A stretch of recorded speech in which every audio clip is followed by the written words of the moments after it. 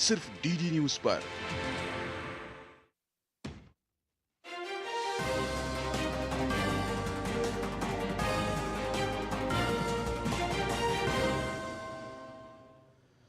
नमस्कार, DD news में आप सभी दर्शकों का बहुत बहुत स्वागत है। मैं हूं असीम मिश्रा। शुरुआत हेडलाइंस के साथ। रूस पहुंचे प्रधानमंत्री नरेंद्र मोदी। भारतीयों ने प्रधानमंत्री का किया जोरदार स्वागत। प्रधानमंत्री 16वें ब्रिक्स शिखर सम्मेलन में होंगे शामिल।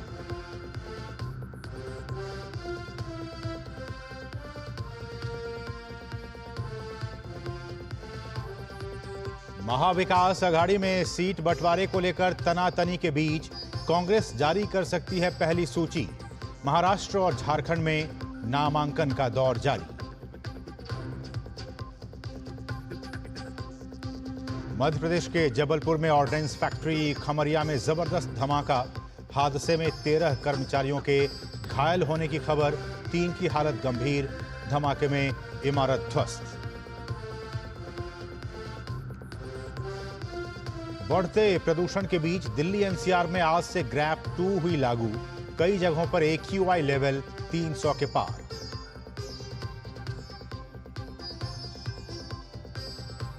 और चक्रवात दाना ने दी दस्तक। पश्चिम बंगाल और ओडिशा के तटीय राज्यों में हाई अलर्ट। कल से भारी बारिश की चेतावनी। गुरुवार को पूरी तट से टकराने की आशंका।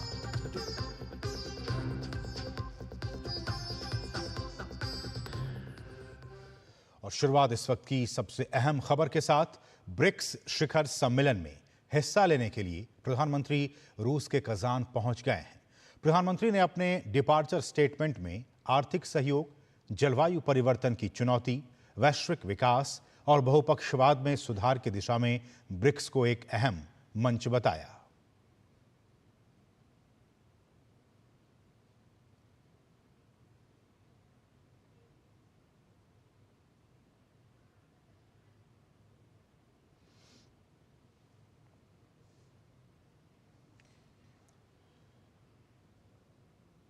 और रूस में भारतीयों ने प्रधानमंत्री का जोरदार स्वागत किया।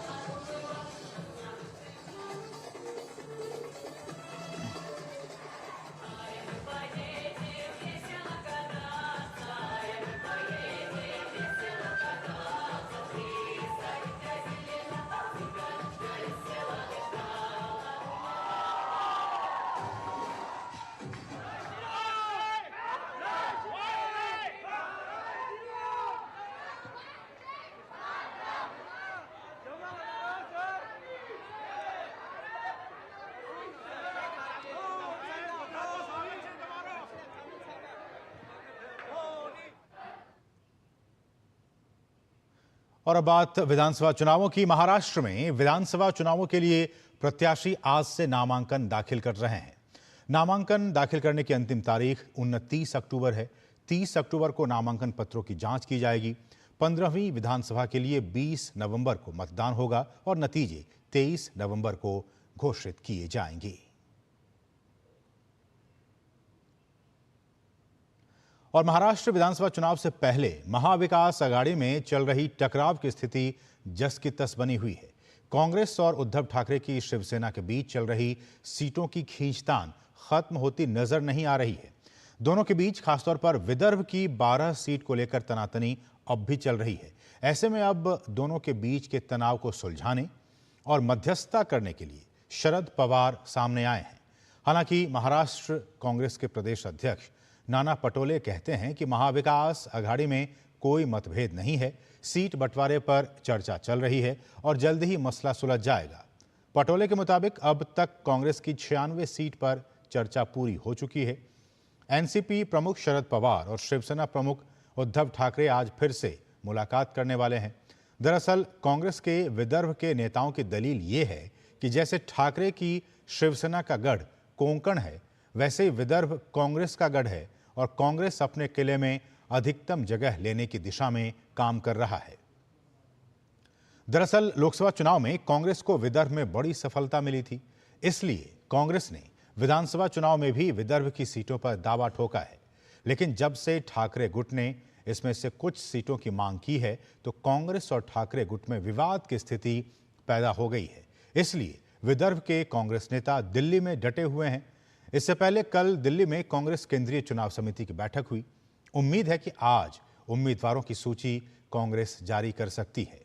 इस बीच कांग्रेस और शिवसेना के नेताओं ने इस बात का खंडन किया कि वो गठबंधन से अलग होंगी, लेकिन राजनीतिक गलियारों में ये चर्चा तो शुरू हो ही चुकी है कि क्या इससे महाविकास अघाड़ी का राजनीतिक समीकरण नहीं बिगड़ जाएगा।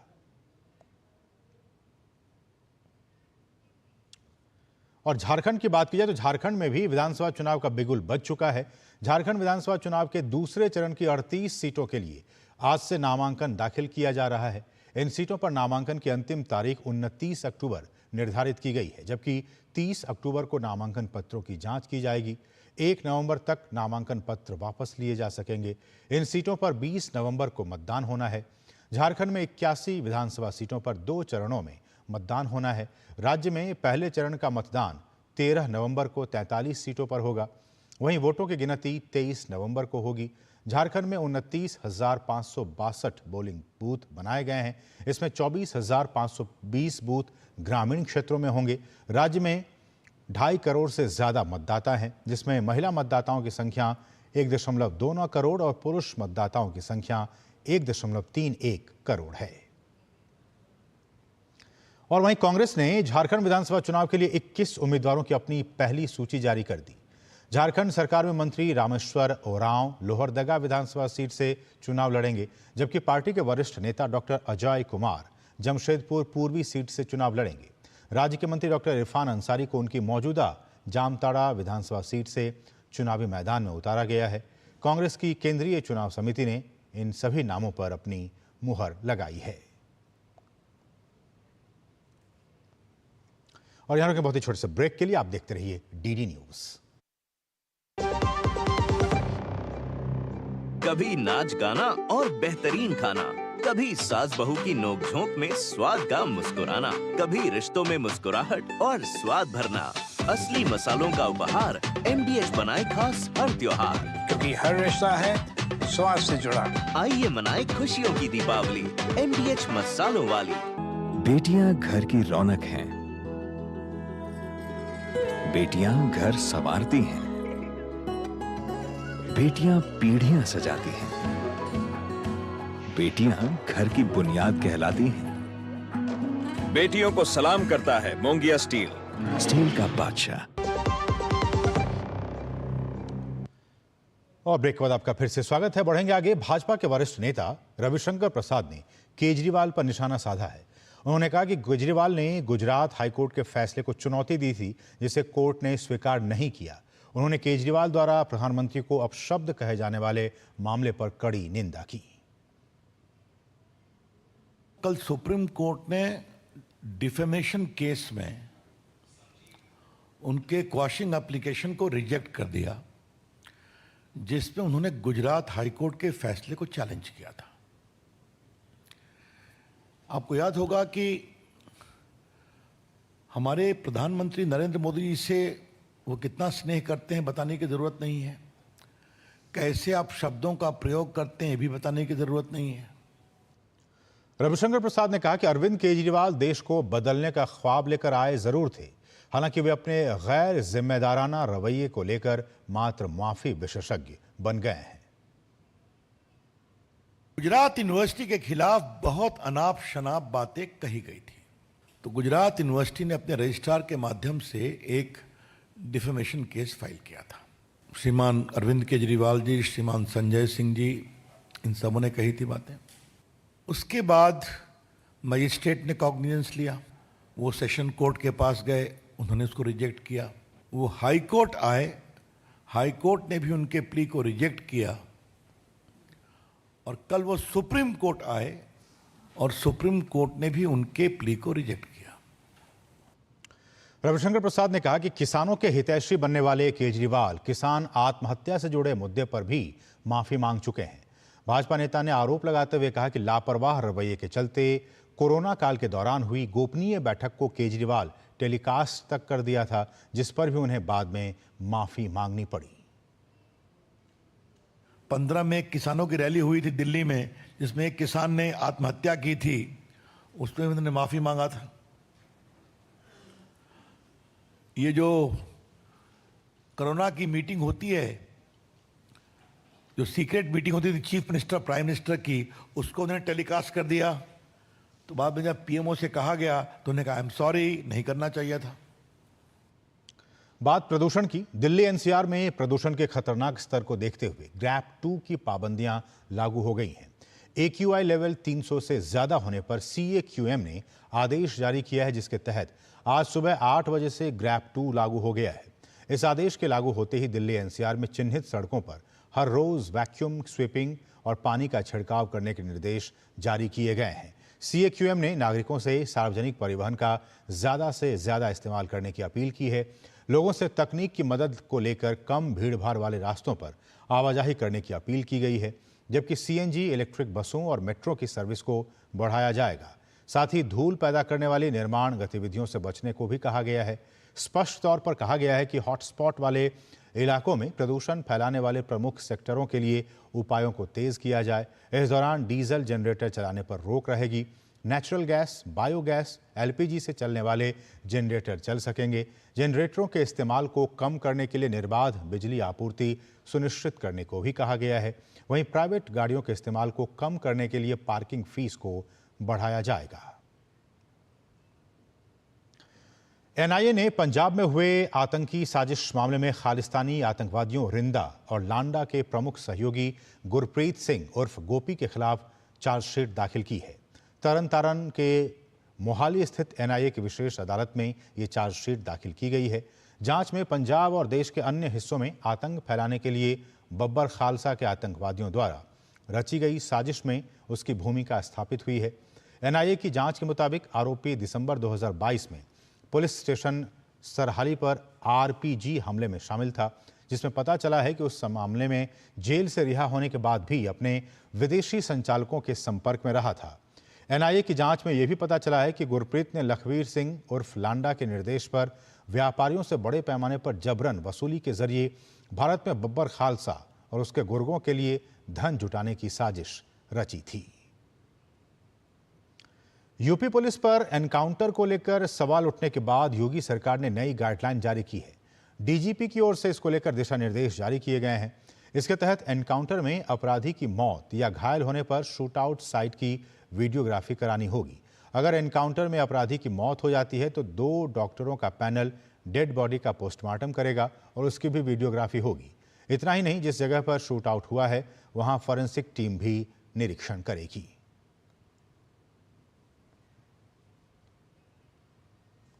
मध्य प्रदेश के जबलपुर में ऑर्डिनेंस फैक्ट्री में हुए धमाके में 13 कर्मचारी घायल हुए हैं। यह धमाका F6 सेक्शन में एरियल बॉम्ब में हुआ, जिसकी वजह से बिल्डिंग ध्वस्त हो गई। बिल्डिंग के मलबे में कई कर्मचारी दब गए, जिन्हें निकालने के लिए बचाव दल जुटे हुए हैं। इस बीच जबलपुर के विधायक अशोक ईश्वर दास ने अस्पताल जाकर घायलों से मुलाकात की। उन्होंने कहा कि यदि जरूरत पड़ी तो घायलों को एयरलिफ्ट भी कराया जाएगा। पर बात हुई है, उनको एयरलिफ्ट करने की स्थिति आएगी तो वो भी करेंगे। बहुत दुखदाई है, और जो अभी यहाँ घायल हैं ये लोग अभी ठीक हैं, लेकिन जो ज़्यादा सीरियस हैं उनकी चिंता करने के लिए हम लोग महाकौशल हॉस्पिटल अभी जा रहे हैं, और CGM से बात करके जो भी ज़रूरत होगी, जो भी शासन से जो भी सहयोग होगा, उसके लिए हमने कलेक्टर महोदय और इनसे बात करके रखी है, और ऊपर उन्हें भोपाल भी बात करके रखी है। बात साइक्लोन की करें तो बंगाल की खाड़ी के ऊपर आने वाले चक्रवाती तूफान के मद्देनजर ओडिशा के गंजाम, पुरी, जगतसिंहपुर, केंद्रापाड़ा, भद्रक, बालेश्वर, मयूरभंज, क्योंझर, ढेंकानाल, जाजपुर, अंगुल, खुर्दा, नयागढ़ और कटक जिलों में 23 से 25 अक्टूबर तक स्कूल बंद रहेंगे। ओडिशा के मुख्यमंत्री मोहन चरण मांझी ने चक्रवात दाना से निपटने के लिए राज्य की तैयारियों पर समीक्षा बैठक की। बैठक के बाद उन्होंने कहा कि स्थिति से निपटने के लिए सरकार पूरी तरह से तैयार है। तैयारियों को लेकर मांझी ने अपने सोशल मीडिया हैंडल एक्स पर पोस्ट भी साझा किया। उन्होंने लिखा कि ये सुनिश्चित किया जाएगा कोई जनहानि ना हो। सीएम ने कहा कि संवेदनशील क्षेत्रों की पहचान करने के बाद 100% निकासी की जाएगी, इसलिए लोगों को घबराने की जरूरत नहीं है। परिस्थिति के मद्देनजर एनडीआरएफ, ओडीआरएफ और अग्निशमन सेवा की टीमों को अलर्ट मोड पर रखा गया है। वहीं सरकार स्थिति पर बारीकी से नजर बनाए हुए है। चक्रवात आश्रयों को सभी बुनियादी जरूरतों और आवश्यक वस्तुओं से लैस किया जाएगा। बिजली और पानी की आपूर्ति और टेलीफोन और सड़क संचार की जल्द बहाली के लिए भी समीक्षा बैठक में चर्चा की गई। वहीं अस्पतालों को निर्बाध बिजली सुनिश्चित की जाएगी। संबंधित विभाग पहले से ही आवश्यक वस्तुओं की जमाखोरी या अधिक कीमत वसूलने से रोकने के लिए कड़ी निगरानी रख रहे हैं।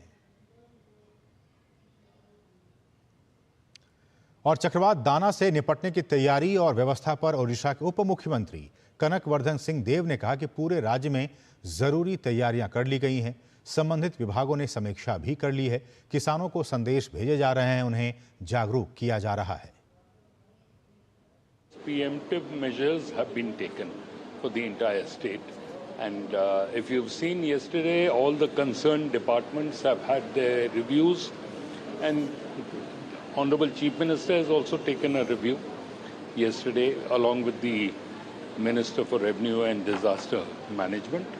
Farmers channel, 68,000 farmers are linked on the web, on the groups, various groups, and we are sending out messages to all of them and telling them of what are the do's and don'ts.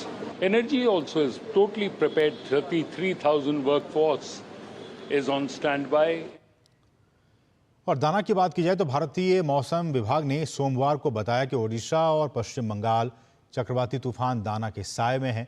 आखिर चक्रवात का दाना नाम क्यों पड़ा है, तो आपको बता दें कि इस बार चक्रवात का नामकरण सऊदी अरब ने किया है। जी हां, सऊदी अरब ने इस चक्रवात का नामकरण किया है। विश्व मौसम विज्ञान संगठन, संयुक्त राष्ट्र आर्थिक और सामाजिक आयोग के साथ मिलकर साल 2000 से ही चक्रवाती तूफानों का नामकरण कर रहे हैं। नामकरण प्रणाली में भाग लेने वाले 14 देश बारी बारी से चक्रवातों का नाम रखते हैं। इसके लिए WMO नामों की एक पूर्व निर्धारित सूची का उपयोग करता है, जिसमें वर्णानुक्रम में चक्रवात का नामकरण होता है। चक्रवातों का नामकरण क्षेत्रीय शब्दों के आधार पर भी किया जाता है और इस बार जो दाना नाम रखा गया उसका अर्थ है उदारता या उपहार, गिफ्ट।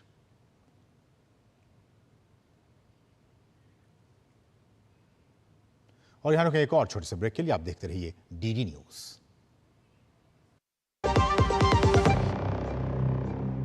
8 साल पहले भारत ने भरी एक ऊंची उड़ान, तब से एयरपोर्ट्स की संख्या 2 गुनी हो गई है। दरभंगा, हुबली, बेलगावी, किशनगढ़ जैसे टियर 2, टियर 3 शहरों में तरक्की के द्वार खुले हैं। कैब, होटल, ढाबे वालों से लेकर लोकल प्रोडक्ट्स को देश भर से नए कस्टमर्स मिल रहे हैं। आज हिमालय के पहाड़ों से लेकर लक्षद्वीप तक को नई एयर कनेक्टिविटी मिली है। खजुराहो, देवघर, अमृतसर, अयोध्या, अजमेर, तेजू तक श्रद्धालु प्लेन से जाने लगे हैं। उड़ान के बेमिसाल 8 साल। बेटियां घर की रौनक हैं।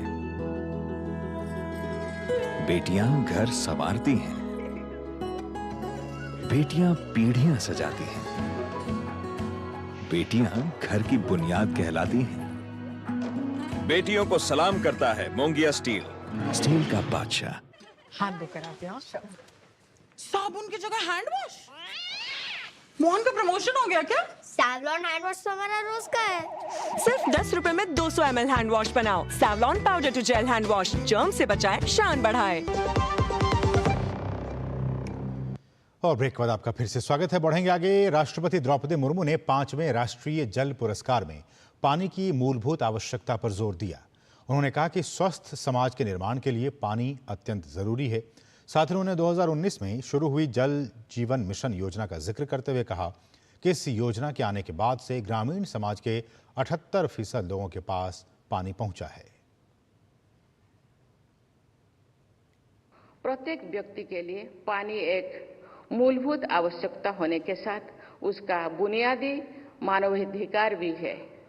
स्वच्छ जल की उपलब्धता सुरक्षित किया बिना ये स्वच्छ और समृद्ध समाज का निर्माण नहीं किया जा सकता है। 2019 में सरकार द्वारा जल जीवन मिशन का शुभारंभ किया गया है। इस मिशन की शुरुआत के समय केवल 17% ग्रामीण परिवार के पास टैप वाटर की सुविधा थी। आज 78% से अधिक परिवारों के पास नल से जल पहुंचा दिया गया है। कई राष्ट्रीय एवं अंतर्राष्ट्रीय संस्थानों का मानना है कि जल जीवन मिशन के कार्यान्वयन से ग्रामीण क्षेत्र में रहने वाले लोगों के जीवन में उल्लेखनीय सुधार आया है। केंद्रीय गृह एवं सहकारिता मंत्री अमित शाह ने गुजरात के आणंद में राष्ट्रीय डेयरी विकास बोर्ड के हीरक जयंती और त्रिभुवन दास पटेल की जयंती पर आयोजित एक कार्यक्रम को संबोधित किया।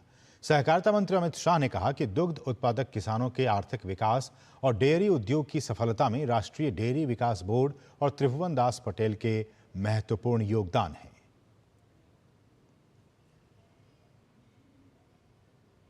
त्रिभुवन भाई एक ऐसा व्यक्तित्व था जिसके कर्मठ जीवन की व्याख्या शायद ही विश्व में कोई कभी कर पाएगा। पूरा जीवन काम करने के बाद आज पीछे मुड़कर देखते हैं तो व्यक्ति को ना नाम मिला ना दाम मिला, मगर परिणाम देखिए, देश के 5 करोड़ पशुपालक आज अब सुख चैन की जिंदगी जीने के रास्ते पर। त्रिभुवन भाई ने अपने समग्र जीवन में स्व को पिघालकर, अपने आप को पिघलाकर देश के गरीब कृषकों को और विशेषकर कृषि के साथ जुड़ी हुई, पशुपालन के साथ जुड़ी हुई भारत की महिलाओं के सशक्तिकरण के लिए एक अनूठे विचार के साथ। अमित शाह ने यह भी कहा कि जिस तरह से अमूल ने दुग्ध उत्पादन, पशुपालन, प्रसंस्करण जैसे अनेक क्षेत्रों में काम किया है, उसी तरह आज़ादी के बाद महिला सशक्तिकरण के लिए भी बहुत बड़ा काम किया है। सहकारिता मंत्री ने कहा कि आज देश में सहकारी संस्थानों के अथक प्रयास से देश के लाखों किसान परिवारों, माताओं, बहनों के जीवन में खुशहाली आई है। हम विश्व में सबसे बड़े दूध के उत्पादक हैं। 231 मिलियन टन के उत्पादन के साथ हमने अमेरिका को पीछे छोड़कर विश्व में नंबर 1 प्राप्त किया है। हमारा काम है कि 8 करोड़ ग्रामीण परिवार रोज दूध का उत्पादन करते हैं। इसमें सिर्फ 1.5 करोड़ ही कोऑपरेटिव सेक्टर में है। इसका मतलब है बाकी 6.5 करोड़ का आज भी शोषण हो रहा है। उनको उचित दाम नहीं मिल रहा है, कई बार उनको दूध फेंक देना पड़ता है। हमारा काम है कि 8 के 8 करोड़ किसान कोऑपरेटिव सेक्टर के माध्यम से अपने पसीने का पूरा मूल्य प्राप्त करें। इस दिशा में एनडीडीबी को आगे बढ़ना चाहिए। और युवाओं के लिए पीएम इंटर्नशिप योजना के तहत निजी क्षेत्र की कंपनियों ने 1.25 लाख से ज्यादा वैकेंसी निकाली है। मीडिया रिपोर्ट्स के मुताबिक इस योजना के तहत करीब 60,000 आवेदन आ चुके हैं। योग्य उम्मीदवारों के चयन की प्रक्रिया शुरू हो चुकी है। युवाओं का चयन स्किल के हिसाब से किया जाएगा। इस योजना के तहत इंटर्नशिप करना चाहते हैं तो सरकारी पोर्टल पर 25 अक्टूबर तक आवेदन कर सकते हैं। आवेदकों का प्लेसमेंट दिसंबर से शुरू हो जाएगा। इंटर्नशिप योजना युवाओं को विश्व स्तरीय कंपनियों में काम करने का अनूठा अवसर देगी। उन्हें कॉरपोरेट के माहौल और वर्क कल्चर को जानने और समझने का मौका मिलेगा। इससे उन्हें विभिन्न इंडस्ट्रीज में नौकरी के मौकों की तलाश करने में आसानी होगी। इस योजना के तहत इंटर्न्स को हर महीने 5,000 रुपये मिलेंगे। इसमें 4,500 रुपये सरकार जबकि 500 रुपये कंपनी की तरफ से दिए जाएंगे। इसके अलावा 6,000 रुपये का वन टाइम ग्रांट भी मिलेगा। इस मुहिम से 500 कंपनियां जुड़ी हुई हैं। इनमें Maruti Suzuki India, Reliance Industries, Tata Consultancy Services, SBI, HDFC, Jubilant FoodWorks, Tech Mahindra और हीरो मोटोकॉर्प जैसे नाम शामिल हैं। तो इसके साथ इस बुलेटिन में बस इतना ही। मुझे और हमारी पूरी टीम को दीजिए अनुमति। नमस्कार।